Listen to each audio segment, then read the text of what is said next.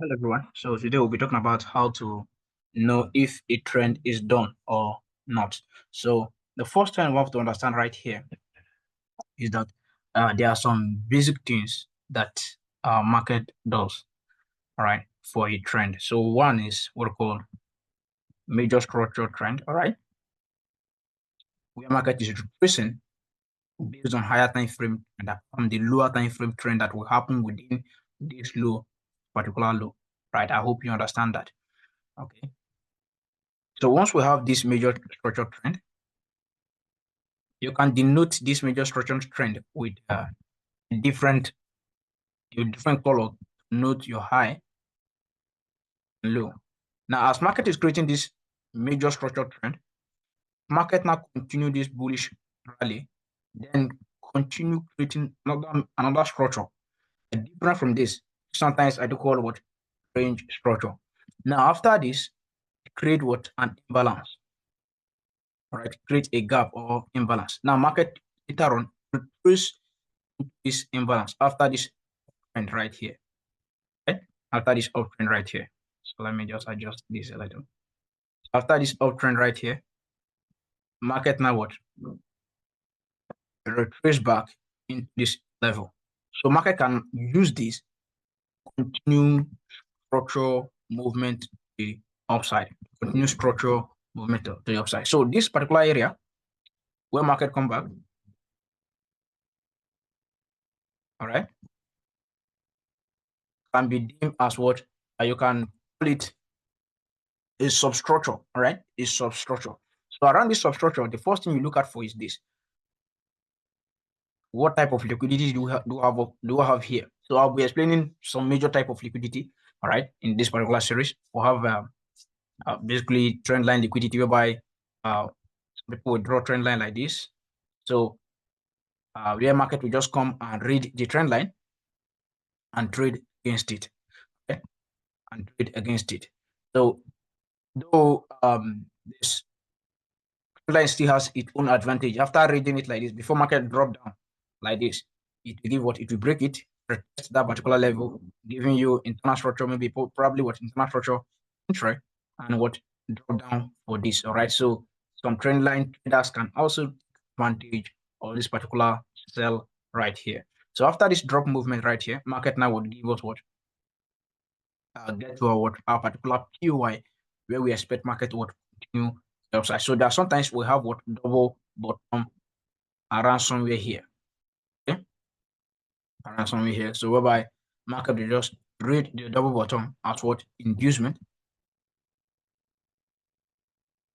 So market will come and induce those particular low, then and rally the upside and rally to the upside. So this is another major part of what understanding structural continuation. So this is another part of understanding structural continuation. So we're dealing with this structural continuation, and how we use it with liquidity for this particular week, this week where we are, and the upcoming week.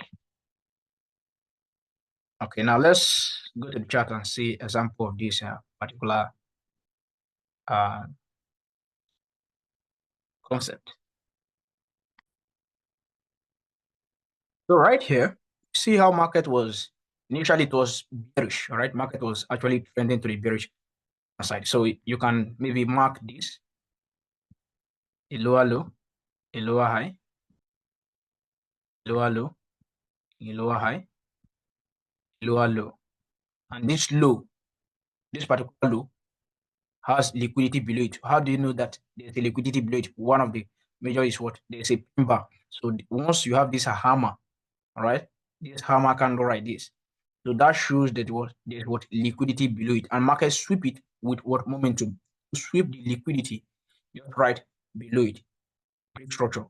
Know what break structure. So this shows that what this is what break structure. One, liquidity below this. What shows that there's liquidity below this type of pin bar or sharp movement downside before market would give this polar movement right here. So after this sharp movement plus, but market would trade it with momentum also. So two things.